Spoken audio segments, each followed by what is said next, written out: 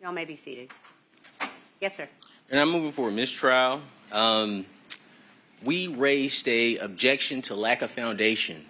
The case is Monroe v. State, 340, Georgia Appeal, 373, 2017.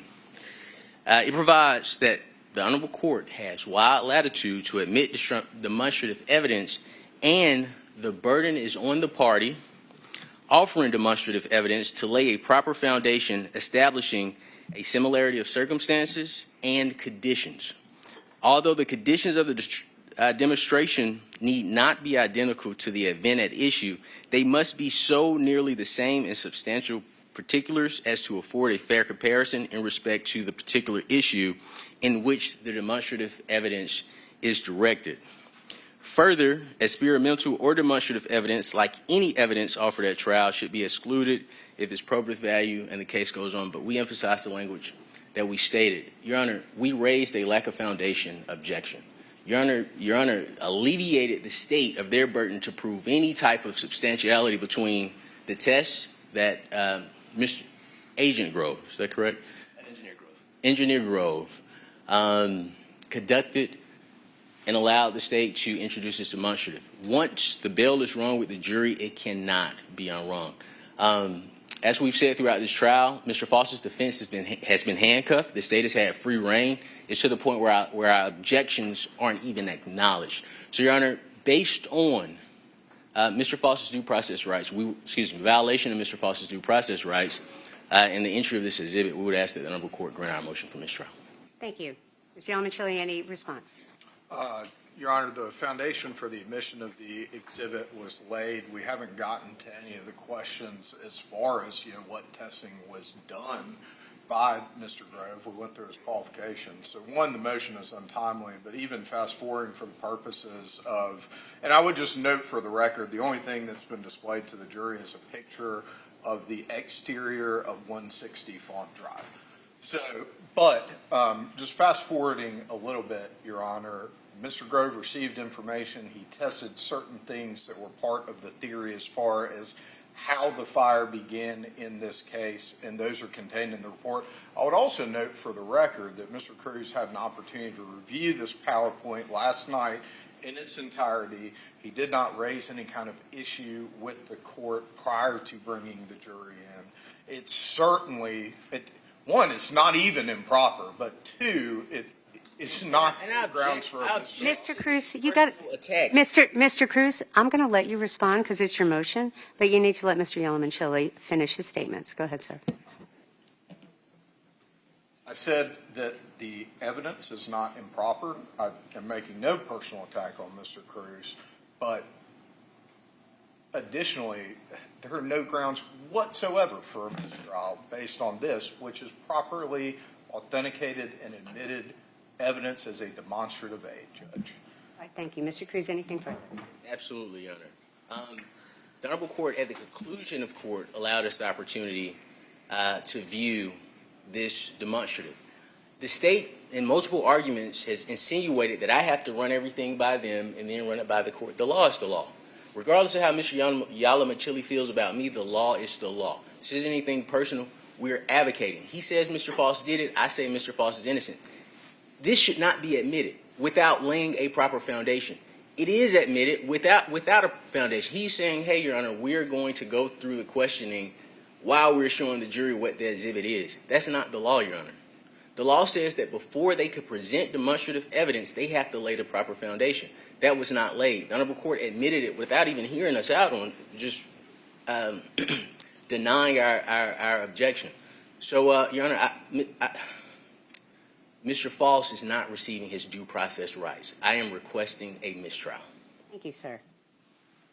All right. So first, I just want to respond, Mr. Cruz, to your comment that the defense is hamstrung, that the state has free reign. It is unfortunate that you are, as an attorney in this case, responding to the court's rulings in that way. The court certainly endeavors in every way possible to make rulings according to law. And it is unfortunate that you feel otherwise. That being said, you have asked for a mistrial. I'm denying that motion. There are no grounds for mistrial whatsoever in this particular moment. This is a demonstrative aid. It has been admitted into evidence, but demonstrative aids do not go back to the jury. The state is correct. They did provide you the opportunity to see that demonstrative aid. They did not have to do that, but they did. You are mischaracterizing the court's rulings, Mr. Cruz, in suggesting that this court is somehow forcing you to show the state your hand without making them do that. That doesn't fit any of the scenarios in this case so far. And that is a mischaracterization that is pretty frustrating for the court to hear. There are no grounds for a mistrial. The state has properly authenticated this particular aid, and the foundation has been laid. There has been no violation of 403. I find that this moment has not even suggested that 403 is even in jeopardy. And I'm making a finding again that the evidence is, at this point, not improper. This is a demonstrative aid, and I'm denying your motion. You may bring the jury out. Yes, ma'am. You all may be seated. Yes, sir. Your Honor, I am again moving for a mistrial. We can't impeach witnesses. We can't argue consent. The state can present things that we can't present. We can't rebut allegations in their indictment. We are requesting a mistrial. This is not fair. This trial has been worse than practicing in communist Russia. He doesn't stand a chance in this courtroom, Your Honor. The witness made a prior statement, and we played the recording for the court. The witness made a prior statement. He was wearing like an orange-colored shirt, orange or red, something bright. That is a quote. We played the recording. The Honorable Court was able to hear that recording. Her testimony here today was that he was wearing a hoodie. This is important because the state wants to make all the people that were seen in the neighborhood Mr. Faust. The person that they brought, the first witness in for, said, oh, he had a jacket. So, of course, they want her to say, oh, he had on a hoodie. It's an inconsistent statement. We are handcuffed, Your Honor. We are asking for a mistrial in this case. Thank you. Mr. Bolden, do you care to respond before I make a response? Your Honor, Mr. Cruz has failed to make the proper foundation for a prior inconsistent statement. He has not asked the witness a question that the witness then denied. And so it's just not a proper foundation. So that's the basis of the state's objection. As to his motion, I don't necessarily think I have to make a response. All right. Thank you, Mr. Bolden. So, Mr. Cruz, the first thing I want to say, and we are outside the presence of the jury, is that it is unfortunate that your constant comments about the unfairness of this trial it's very unfortunate. You know, it is outside the presence of the jury, but it is not appropriate to continually just argue to the court that things are unfair and that somehow the defense is handcuffed because of the court's rulings. As I stated before, the court endeavors in every respect to make rulings based on law. So that's the first thing. And, you know, having a slight tantrum every time you get a ruling that you don't agree with is really not appropriate. And I'm going to ask you to consider that moving forward. The second thing is the state is correct, Mr. Cruz, in terms of the procedure to request to admit an inconsistent statement, and you have not done it properly. I will say, for the record, in this particular moment, that your question was not the appropriate question to ask to recognize an inconsistent statement. It was kind of a trick question of sorts. You asked her to describe that particular piece of clothing, and her response was, I would say it was a hoodie, as if there was sort of the question allowed this witness, at least in my impression, to sort of pick, was it sort of a shirt or was it a hoodie? And the testimony, as I heard it, was that she elected to sort of describe it as a hoodie. If you would like to make an argument that in and of itself is what the law says is an inconsistent statement under the evidence code, then I will hear it. But if not, I'm going to sustain the objection and ask you to move on, sir. You may be heard, yes. And then I'll talk about the mistrial in just a moment, but go ahead.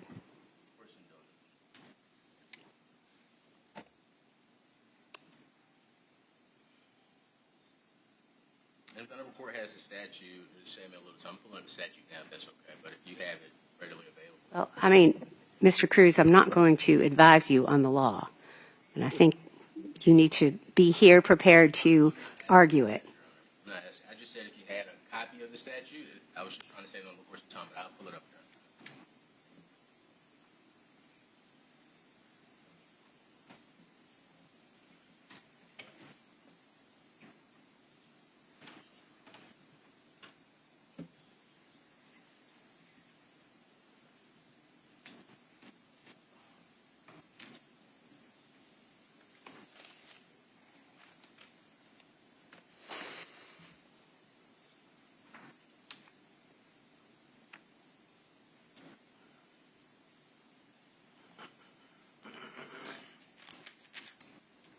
This is OCGA.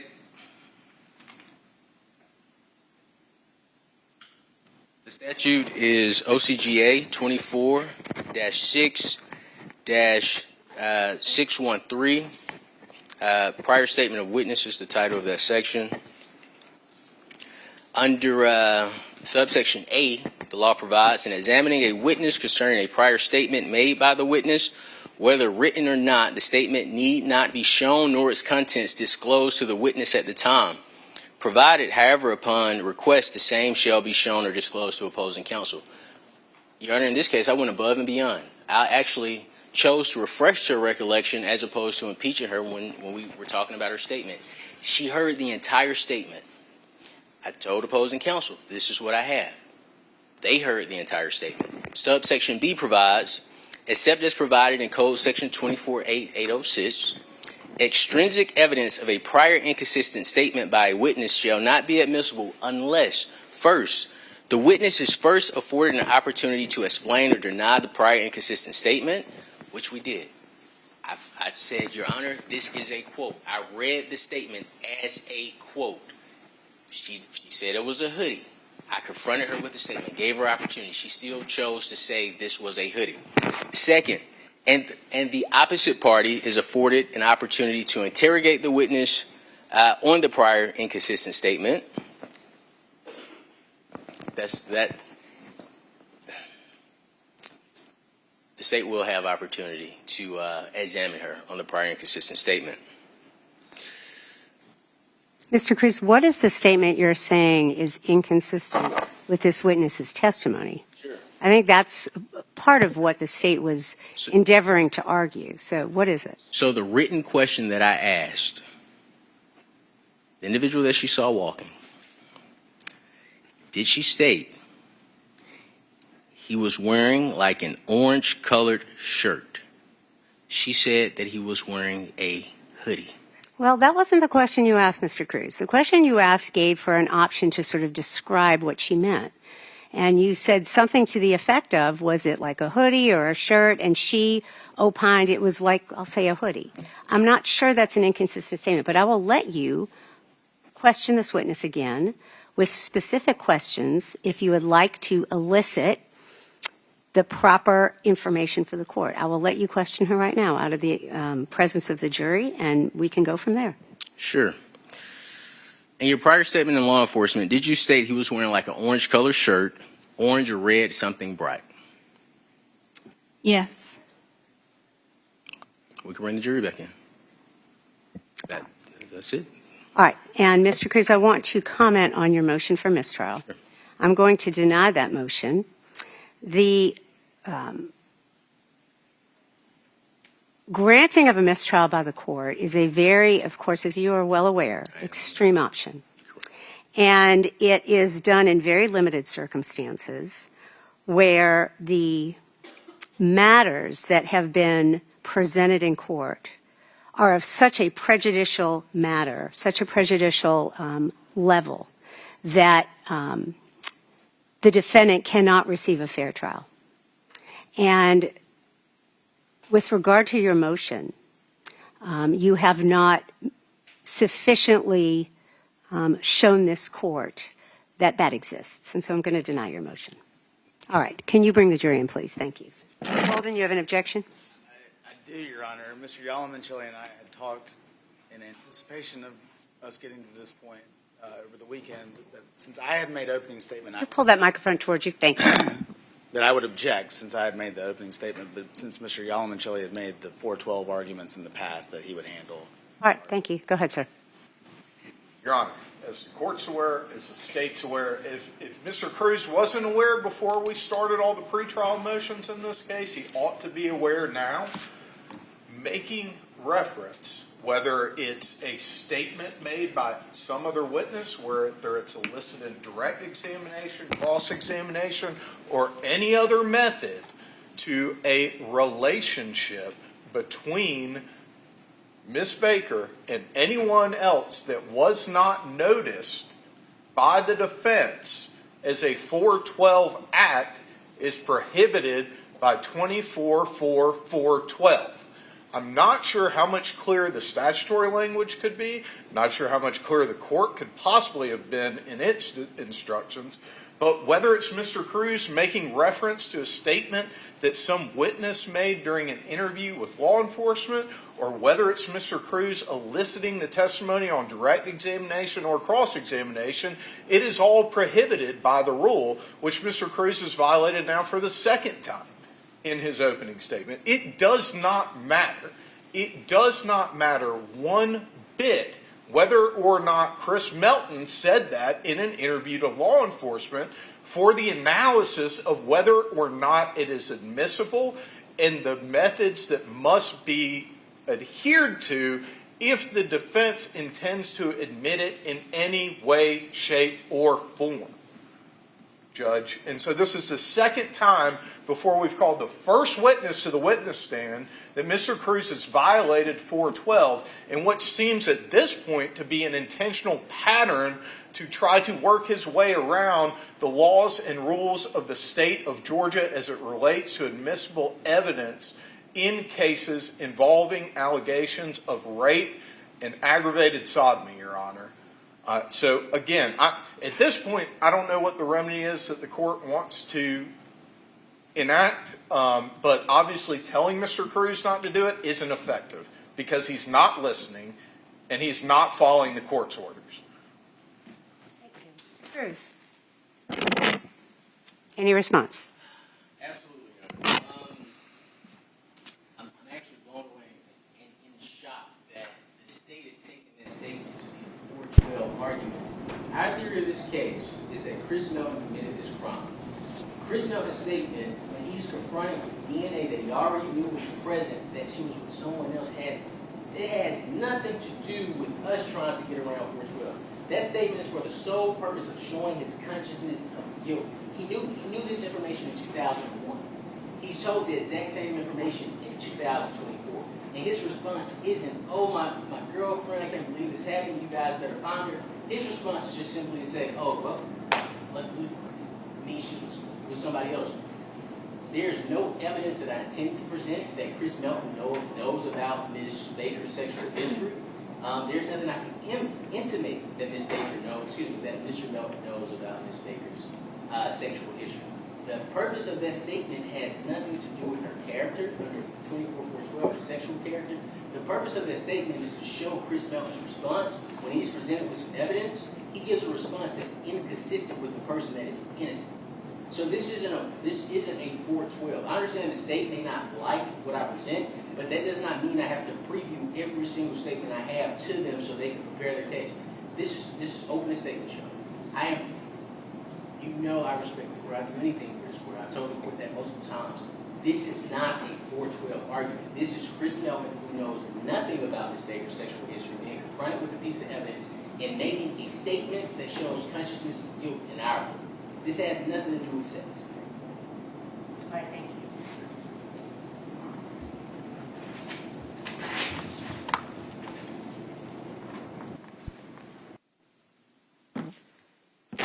As this court has stated multiple times, this is the second time today, multiple times during hearings, that there is a process that must be adhered to in order to get the appropriate permission from the court to introduce statements, evidence that another party objects to. In this particular case, It is a 412 motion. We have talked about this over and over again. What I have said over and over again is that the defense has failed to file a motion under 412. The state did. The defense has failed to file a motion, and I've said many times that if the defense files a 412 motion, even though it's not timely, the court will consider it. There has been no motion filed. Mr. Cruz, you've been made aware many times that you are not to bring in this kind of statement. I mean, I realize I have said several times today that opening and closing arguments of the attorneys and arguments are not evidence, and I'm going to say it again when the jury comes out. But you've been told many times that in order to, I'm talking now, Mr. Cruz, thank you. You have been told many times that in order to present statements like that, ask for the admissibility of evidence like that, you have to file the proper motion. And the court may consider it even though it's not timely. As I just stated 10 minutes ago, I do find your statements to the jury to be avenues to circumvent 412. And it is not appropriate.